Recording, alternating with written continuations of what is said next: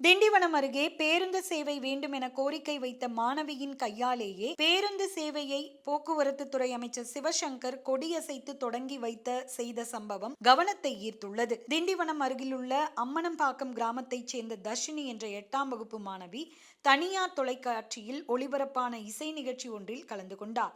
அந்த நிகழ்ச்சியில் சிறப்பாக பாடி பலரின் பாராட்டுகளையும் பெற்றார். அந்த நிகழ்ச்சியில் பேசிய அவர், அம்மனம்பாக்கத்தில் தொடக்கப்பள்ளி மட்டுமே இருப்பதால் மேல் படிப்பதற்கு 5 கிலோமீட்டர் பயணித்து அனந்தமங்கலம் பகுதியில் இருக்கிற பள்ளிக்கு செல்ல வேண்டியிருக்கிறது.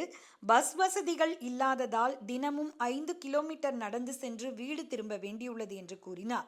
இந்த நிகழ்வு முதலமைச்சரின் கவனத்திற்கு வந்த நிலையில் உடனடியாக இது குறித்து நடவடிக்கை எடுக்க வேண்டும் என்று போக்குவரத்து துறை அமைச்சர் சிவசங்கருக்கு அறிவுறுத்தியுள்ளார். அதனைத் தொடர்ந்து தற்போது அந்த வழித்தடத்தில் மாணவர்கள் பள்ளிக்கு செல்லும் வகையில் புதிய பேருந்து சேவை தொடங்கப்பட்டுள்ளது. அந்த பேருந்து சேவையை இசை நிகழ்ச்சியில் பங்கேற்ற மாணவி தர்ஷினியே கொடியசைத்து தொடங்கி வைத்தார்.